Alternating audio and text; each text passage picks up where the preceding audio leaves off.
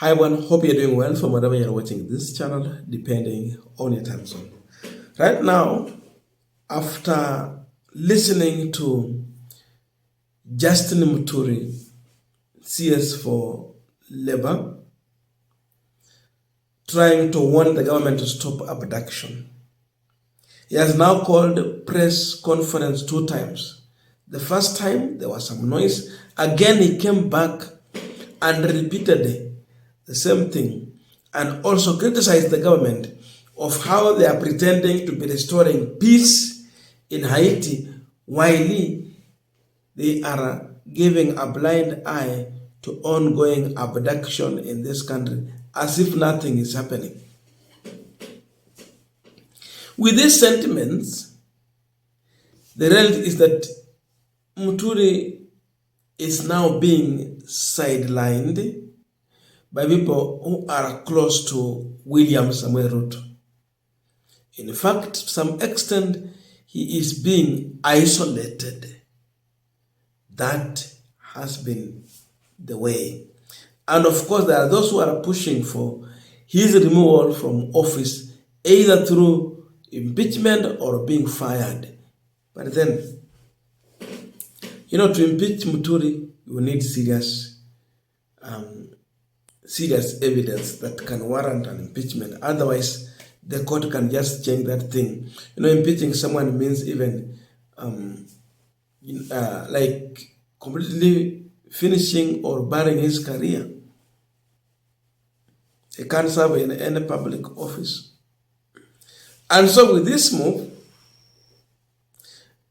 the surprising thing is that one of the people that UDA is expecting to support the president, defend the president, and deal politically with those who are trying to counter the government position,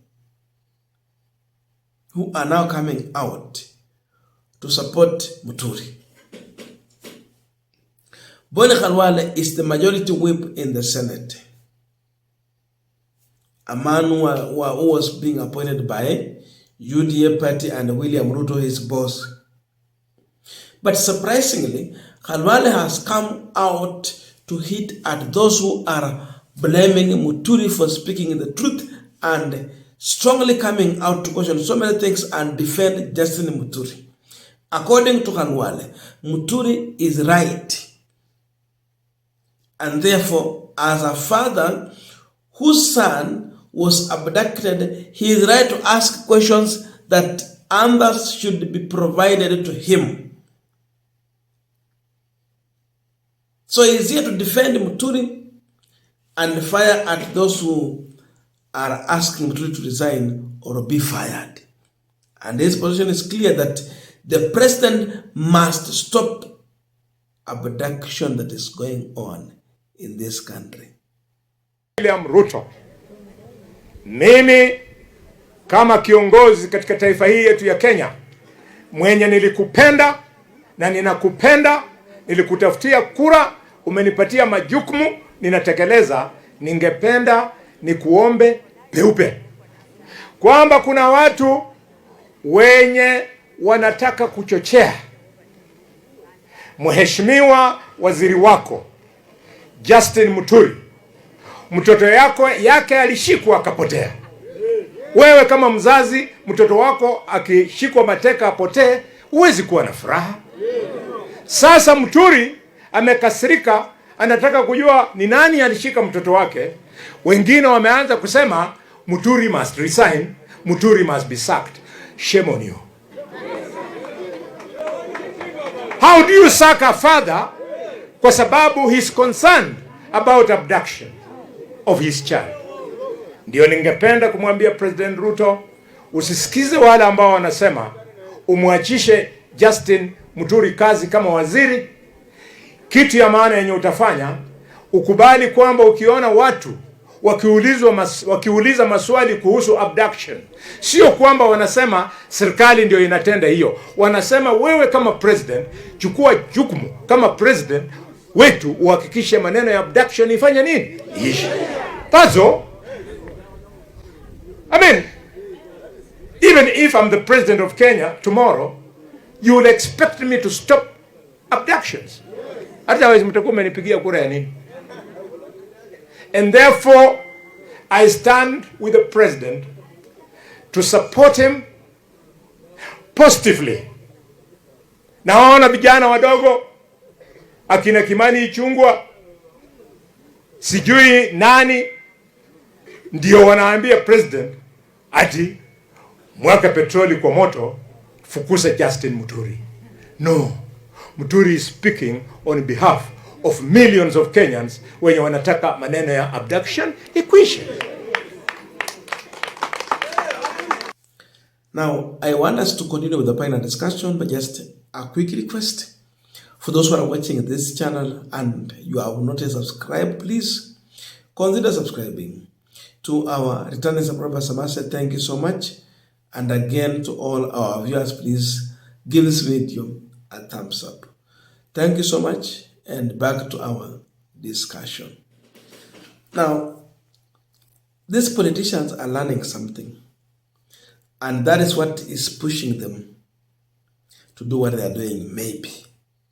For example, we talked about Honorable Kiborik, who was in Embu accompanying Kithure Kindiki to meet border riders, and they had goodies for these people. We were told some guys were hired to attend.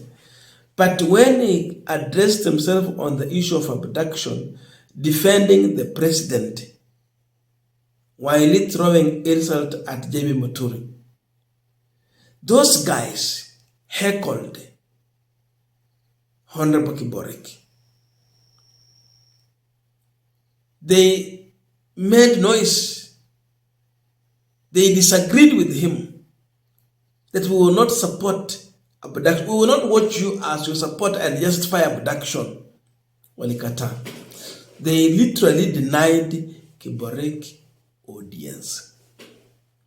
Khalwale does not want to be a victim of the similar situation like what Kiborik went through. Khalwale wants to be easily accepted and listened to by Kenyans. Such a statement is welcomed by many Kenyans. Kenyans want to listen to people like Boni Khalwale, who can speak truth to power, who can face RUTO and tell him the truth. So Khalwale is there for political survival.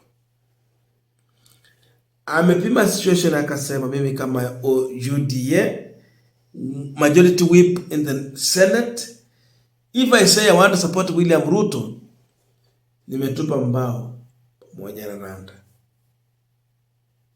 So he's making a decision. I rather have the people of Kakamega and the Kenyans on my side than having William Ruto then end up being rejected and heckled by the people who I anticipate they vote for me in 2027. So Khalwale has been reading the mood, and the ground is that they do not support abduction. They are not interested in the leadership of William Ruto because Ruto has failed them by abducting their family members. So even Ruto's own people are distancing themselves from him. They are running away from William Ruto. They are speaking a different thing. Atabaki na nani? Sasa wale ambao wanaweza mwambia kitu wanamwambia saizi. Hakuna masikia sikie. Ama anasikia siku gani? At least if ODM and Wiper would speak, watasema hawa ni watu wa.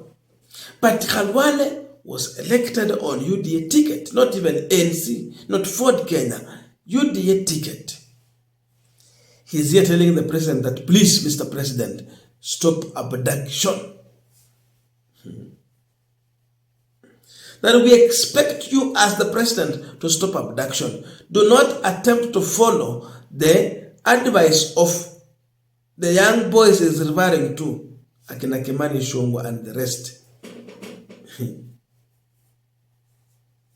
That these people are just inciting you in order to force Muturi either to resign or be fired. Don't sack Muturi.